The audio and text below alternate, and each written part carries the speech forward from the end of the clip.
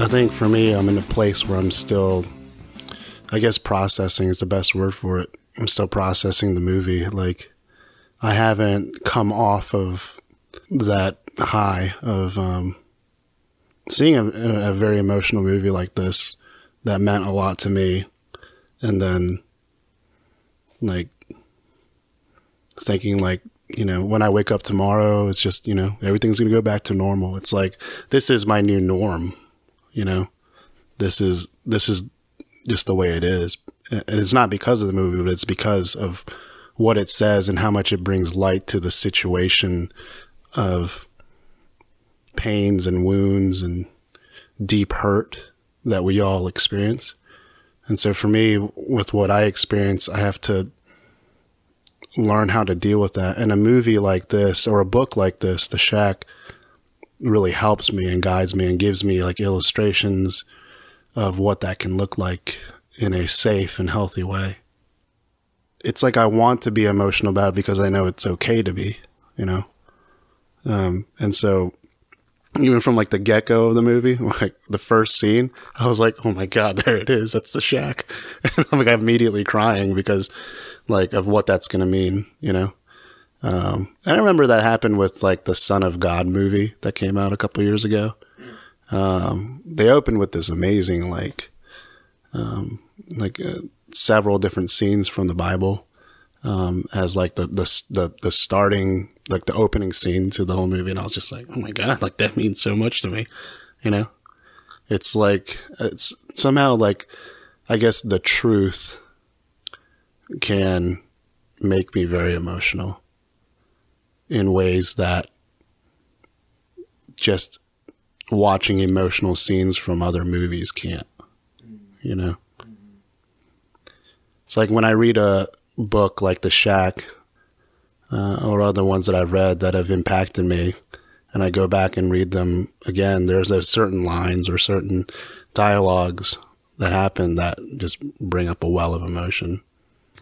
Yeah, a nice fictional story maybe about two people who love each other or some tragedy or something is definitely emotional, but there's something about a story about a God who is loving and the God who is love that is just fundamentally and at the lowest, deepest, most basic part of the heart kind of hits it in a way that another movie or story wouldn't emotionally, right? I think that maybe it's because with this kind of emotion and sadness, there's also like this hope that's inside of all that, like this great love and great hope that I'm catching more glimpses of, you know what I mean? And in a movie like this, it's kind of coming like a waterfall. I'm glad I read this book when I did. Like I was in a space to be able to read it. I mean, this book came out, 2007? But it was only a few years ago, maybe back in like 2011, 2012, when I was watching YouTube videos of preachers or pastors giving their 2 cents about the book and saying like, you know, this is definitely not a book you should be reading. It's full of heresy. It's full of, you know, false teaching and things. And so I just never gave the book a chance because in my own training, in my own learning, I didn't know what to trust. Right. So I'm like, okay, I have this one line of thought theologically or biblically or whatever you want to call it. And that's the path I feel most safe on right now. So The Shack is a book I'm not going to read. And then I guess it was 2 or 3 years ago now, maybe 2 years ago, when I finally gave the book a chance and I was in that place to be able to be more open to the invitation of a God who definitely, unquestionably is capital L love. And that love exists in 3 persons who have this wonderful relationship that I don't have anything in life that can compare to that on that level. But I know that I want it. So I read a book like this and every chapter, every part of the story is opening another place in my mind and in my heart that's stirring up a lot of tears. And I don't even know how to begin at that time to encounter like the the pain and the experiences that I've had, you know. In my life, it seems like there's more guilt and more remorse as far as those emotions go, those experiences that I feel, because in a lot of ways, I don't see my life as people hurt me. I see my life as I hurt people, you know. What right do I have to be worthy of love? Like, how can I deserve that? You know, I don't deserve it. And so in dealing with that, as just one of the areas in my life of so much pain, there's other areas of pain where it's like, every time I messed up as a kid, I was criticized for it, you know, by my family. I was never encouraged. I was never supported in a way. So it's like the report cards from school, right? It's like, if it's a B plus, why isn't it an A? It was like the accusation, the criticism, but never the, here's how we could do better with this. And not having that, and realizing now at 32, like, oh, that's what my life was like as a child. That's what books like The Shack and people who are helping me at this point in my life, or giving me great counsel, right? That's what they're showing me. That's what they're showing me was like missing in my life. This is where I've been hurt even from a young age. And this is where the well of emotions that come from that kind of pain are coming from. Yeah, it's fortunate and painful at the same time that, you know, something, not only an emotional story, but an emotional story about God and his relationship with his creation, holds up, you know, a mirror, I think, to people who are willing to engage with it. And that can be like, it's fortunate because it's good, but it's unfortunate in that it's hard and can be painful. Just engaging with that is difficult in the first place, you know, because it's easier to stay at a distance and say, this is cheesy, or this is just too emotional, I don't want to watch it and cry, you know, like, or I don't think the theology here is perfect, so I don't have to watch it, or I'm just going to complain about what I think is wrong with it. So it's like that mirror of like looking into this story of deep emotion and pain and loss is a really powerful thing. And I think I realized when I was thinking about the movie, you mentioned the hope, the hope of the movie, and other authors, you know, like Baxter Kruger, who wrote The Shack Revisited, or some other people have, you know, called The Shack a story of scandalous hope, a hope, an offensive hope. You know, it's like so ridiculous to hope that God is this good and this kind and this loving and this inclusive and has done all this just for us out of the love that he is, you know, is like wild. But, you know, I think after watching the movie, I didn't get this sense reading the book, because the book was like stretched out over a long period of time. The movie, it's all just like, bam, right there in 2 hours. But, you know, after watching the movie, I think I was like a little frustrated, because I was like, you know, I want to believe that God is like this and this good and healing, but I'm like, where's my weekend at the Shack? Like, I would love to get everything that I don't even know is wrong with me taken care of in 2 days. Like, where's my like healing for all the painful times and traumas and wounds, and like, let's just get all that healing out of the way. Why does this guy get it? Or Paul Young, you know, who wrote the book and had an experience with God, you know, he gets this big healing thing. But then I was like, you know, the fact that I am frustrated that I don't have that in life shows that I at least believe it's possible, you know? I wouldn't be frustrated or like feel like I'm missing something if I didn't believe that's how God could be at least a little bit, you know? So I think most of my life I wasn't upset and missing out on some hope and some healing, because I didn't think that was really a thing God was probably into anyway. You know, he was into behavior and accomplishment and conformance to the rules or the strictures or the practices, you know, like he was into he was into holiness, you know. So maybe, you know, up until recently in life, watching something like The Shack wouldn't have been as frustrating for the same reasons. But now I'm like, well, you know, I feel like this hurts in some ways because I want to have a healing like that, you know, in my whole life. But at least I am like feeling like I'm missing out on something that's possible. Does that make sense? Maybe the succinct way to say it is like disappointment is evidence of hope, you know? Like part of the emotional difficulty in watching a movie like that is if you have, you know, losses and traumas that aren't healed, is you're like, man, I want that. And that can be like frustrating and painful, but that's evidence that you believe that that's possible and that you have a hope. So even if it comes out as, for me, like a little like, where's my shack weekend? I want to get all this healing and freedom in 2 days, you know,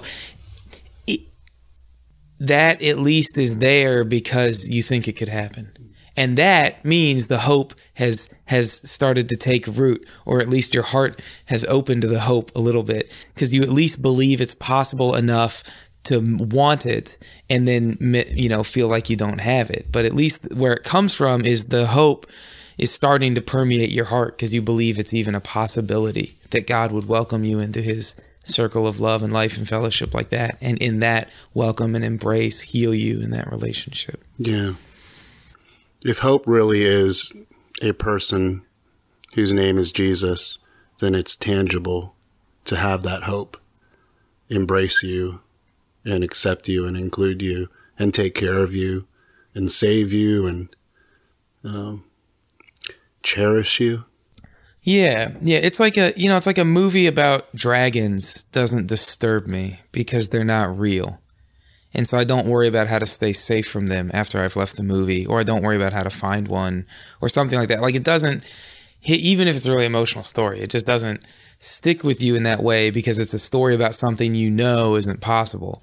So, you know, I feel like people, you know, in a lot of ways, if you can read a story about this like level of love and acceptance and inclusion and you know, what the Father, Son, and Spirit have done to love us and include us and not respond to it, probably it's the hope hasn't even started to penetrate your heart that could be real, right? It's like a story about dragons. It's like, that's a cool story. That's interesting. But there's no way that can be real. Yeah, it's not even in the realm of possibility because the God you believe in or the God you've been taught is so different than this God that it's not even like, there's not even a take home there.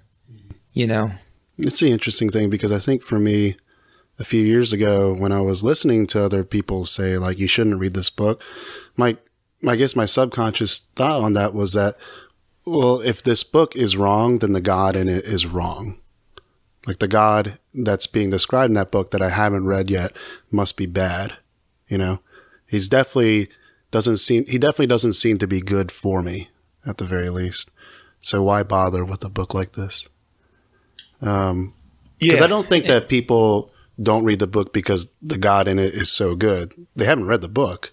They wouldn't know, you know? And oftentimes I know that articles or talks that are given to discredit a book like this and say like, you shouldn't read this book doesn't go into the possibility of goodness of such a wonderful looking God. It doesn't go into a discussion about that.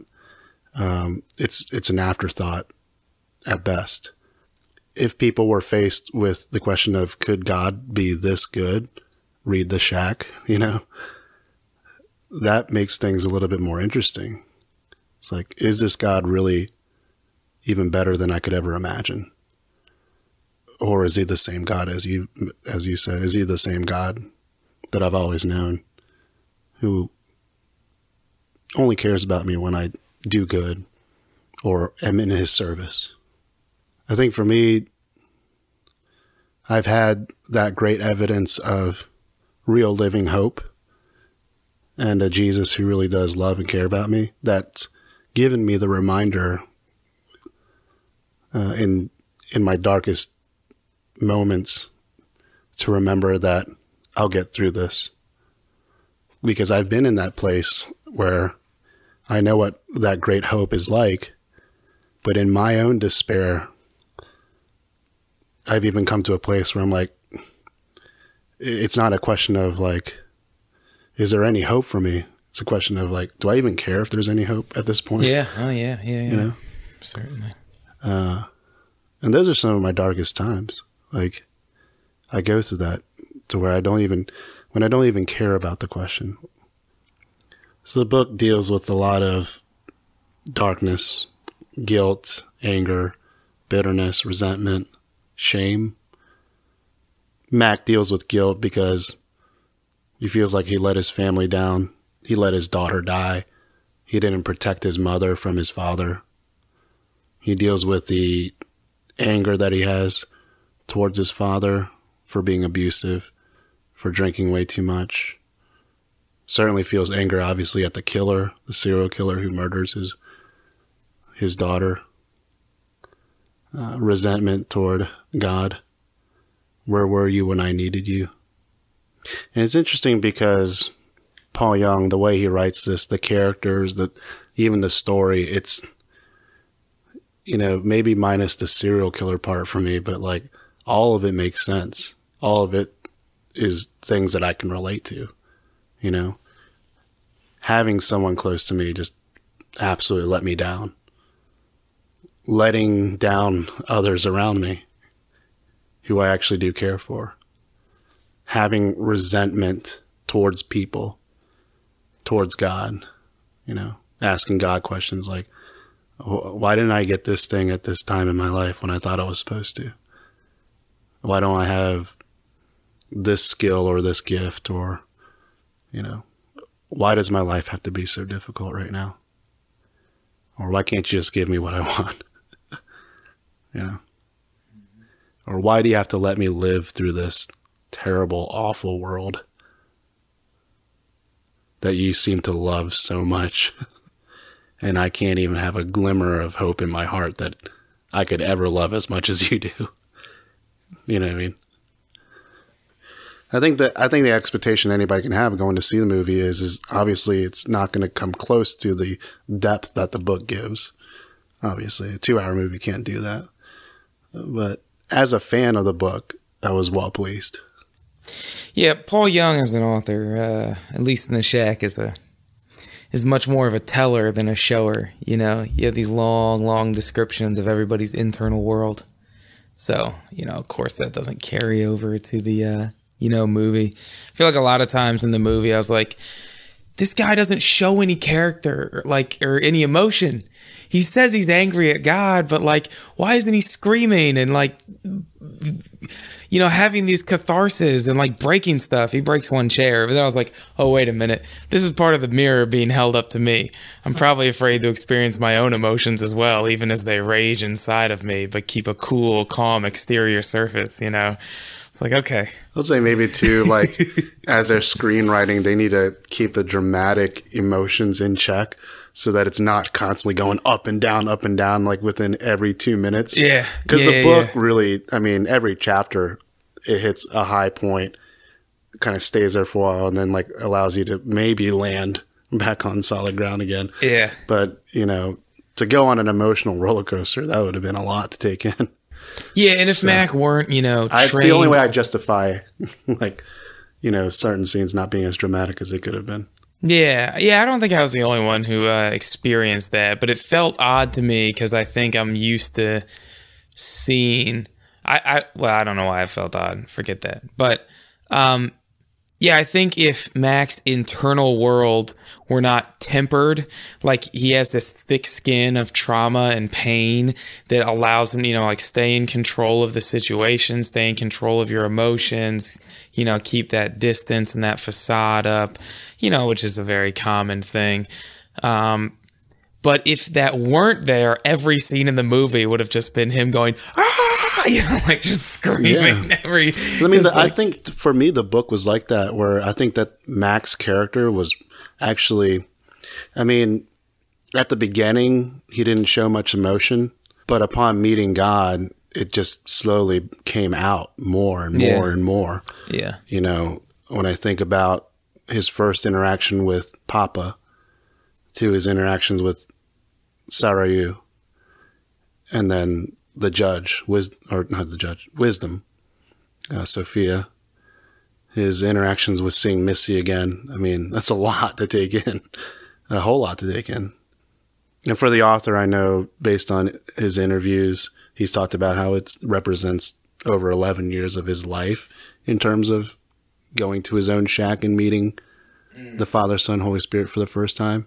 Really? And did he not have like a breakthrough moment? Wasn't, yeah, I thought he did. Yeah. I think it was I thought he was like years and years of breakthroughs. No. I mean, yeah. In general, I know healing's always a long process, but I thought Paul Young was like on the verge of like suicide, and then like had like some initial really powerful encounter thing. Is that not the case?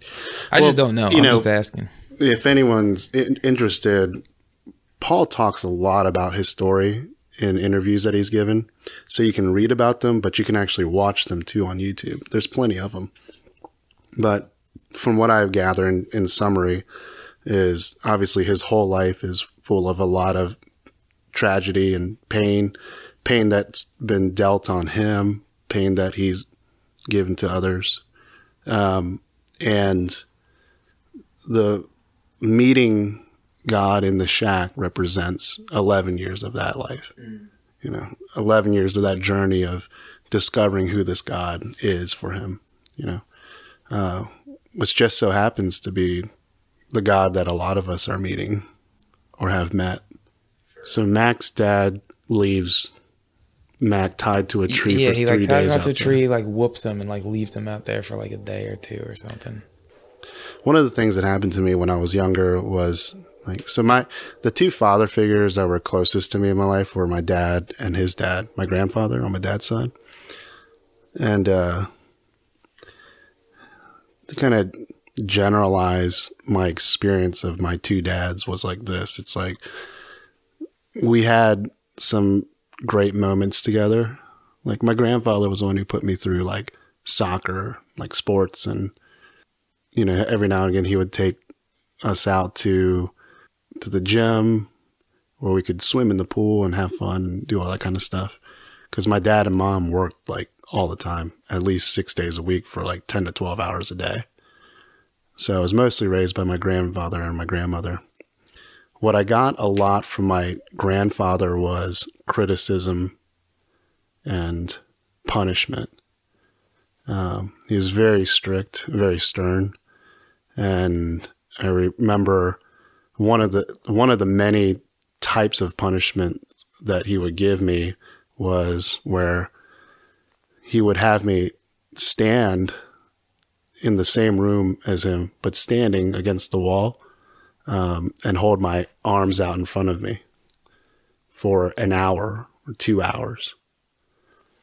And obviously that's painful, but I can't put my arms down because the ogre's in the room. My scary grandfather was in the room watching. And there was a couple times where he would put me in the garage instead and say, you stand out here and you hold your arms out in front of you until I come back. Did you have to do something really bad to get this? No. Or it didn't have to be? It didn't have to be this horrible, terrible thing. It didn't have to be.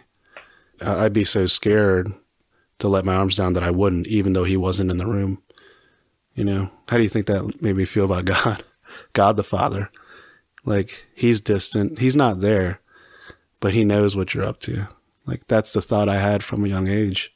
And when he is there, he's there to make sure you're doing good. You still got your arms held out and you're still in the corner. Sure. And you're still, that I would like mentally whip myself into shape and do good as long as he's in the room. And doing good means keeping my arms out there still. Yeah. Can I read this quote from Kruger? Because it sounds like what you're describing is how Baxter described God, and which I think lines up with the God most of us somehow got. It was either explicitly taught to us in a church or implicitly by how our parents may have treated us as the faceless, nameless, unapproachable omni-being who watches us like a hawk from the infinite distances of a disapproving heart. This God is angry and eager to find fault. He's uncommitted, arbitrary, and incapable of love. Who wants to be hugged by this God? Does anyone want to go to this God's heaven or hear him shout his or her name? It's funny because I'm not surprised when I hear people say, well, I don't know that God really needs to hug me. And it's so sad to hear that. Like, that's not the kind of God you see. Or there's no need for that, you know. It's like, we're here to obey his commandments because he's good. He's God. That really saddens me. Yeah. You've learned at such a young age that emotionally you're going to need to take care of yourself. Yeah. The only person looking out for your well-being is you, especially emotionally, because emotions don't matter that much. So when you see a God who might emotionally embrace you, you're like, no, I don't really need that. Like, I'm okay. It doesn't, like for a long time, it never even occurred as a thought. Yeah. Like, I didn't know what love was because I wasn't shown it very much. I mean, my first real breakthrough came when I was reading John 17 and Jesus is the one saying, like, I want them to be with me where I am, you know, I want you to be with me where I am. It was like the first hug I ever got from God, the first embrace that led me down a road to believe, like, oh, this God does actually care, and his love is something I'm learning about. That kind of love that was there from the beginning and was meant for me, but that this world has ruined for me, that I fell victim to, you know, and thus became a victimizer because I didn't know any better, you know. And even in knowing better, I still mess up. And it's like, there's still so much pain and suffering that comes out of me, which is tragic, and it's a catastrophe in my mind to think that I'm getting better because Jesus is making me better, but I'm still like messing up in so many ways that I'm just not proud of. And I'm sinking into those dark pits of just doing what I don't want to do, you know? Mm-hmm. The guilt and the shame and the anger that Mac has in the book because of his lack of good nurturing, that brings up just a well of pain for me because of the reality of my own life and what I've seen in my past and how I was and wasn't cared for in a godly way, that I'm now struggling through and trying to break through and break out of that cycle of thought first and of actual doing. Me too. Not to go into specifics, though.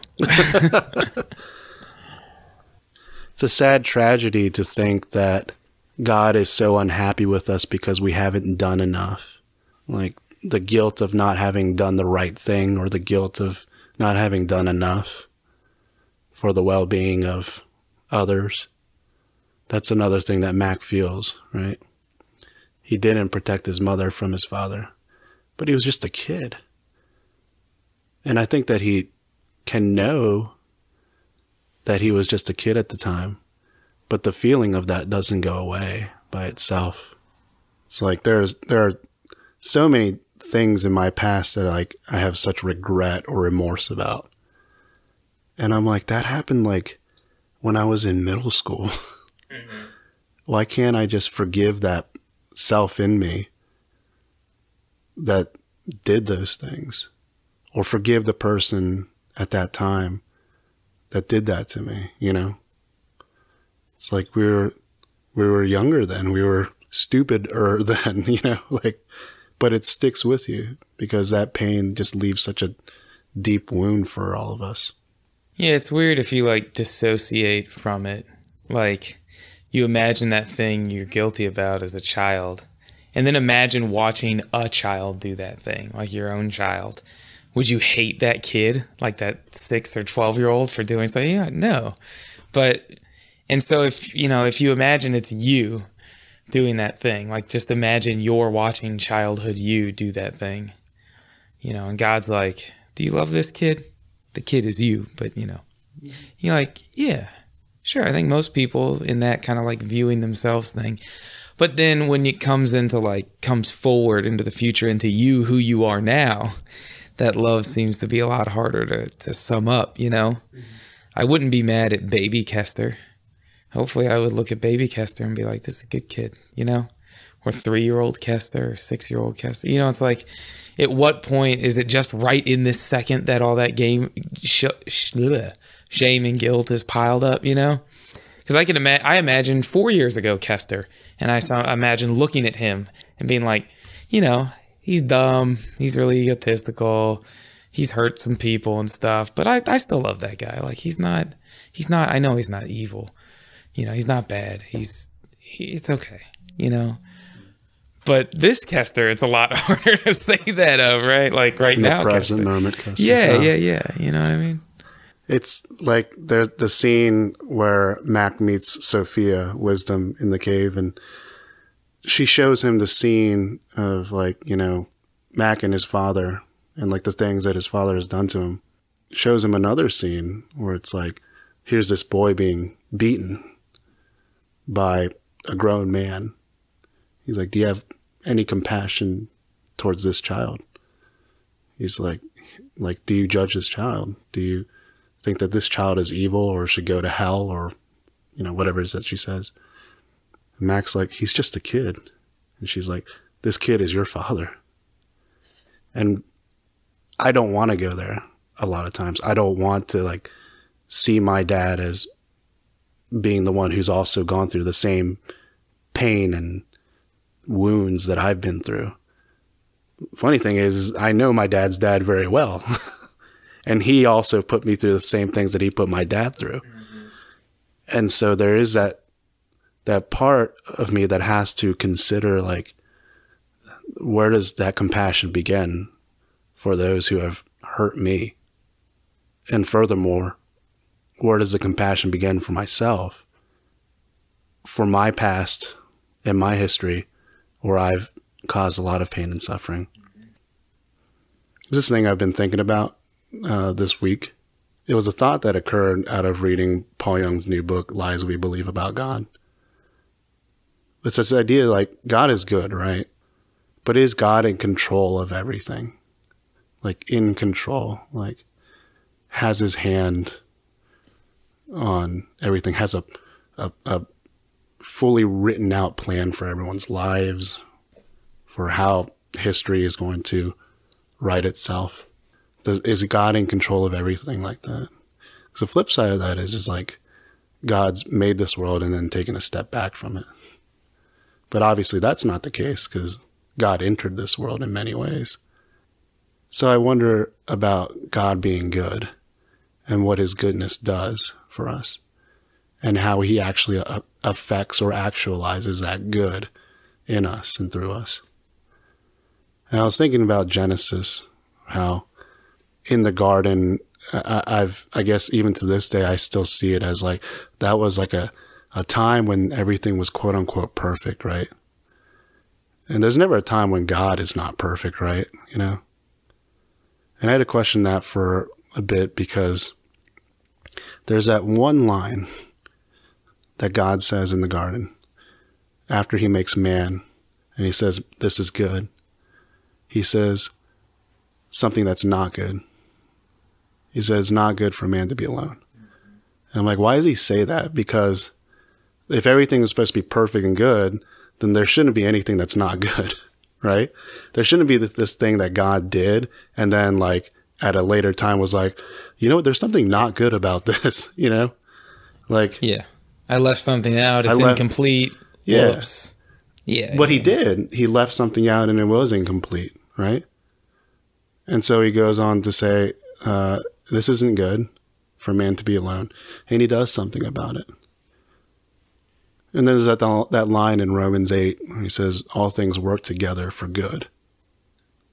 The part in the shack where the Father, Son, Holy Spirit, and Mac are burying Missy's body in the casket that Jesus builds, that's carved with details of her life, including her death. They bury that casket, and Mac's tears actually water the soil. And out of those tears and out of that soil, this tree of life grows, right? And I was like, that's it. That's the thing that shows me like God is working all things together for good. Even out of great pain and tragedy that just doesn't make sense. That's the part that we get to see in Jesus, is he is working all things for good. Yeah, Richard Rohr talks a lot about that our wounds will be our glory. Isaiah talks about by the Lord's stripes comes our healing. I mean, from creation to now, we're on this journey to, from dust to the glory of God. We were made out of dust and we're headed to the right hand of the Father. That's a long journey to be on, and it was never supposed to be snap your fingers instant, right? And now, because we've painted the God in our own image, and because of our corporate unbelief as humanity, and because of the ways we hurt and attack each other, it's going to be a painful process. But God is still going to use that process for our healing and betterment. Maybe in some alternate world, it wouldn't have been as painful of a process, but, But that world doesn't exist. No. And if that world existed, we wouldn't exist the way we do.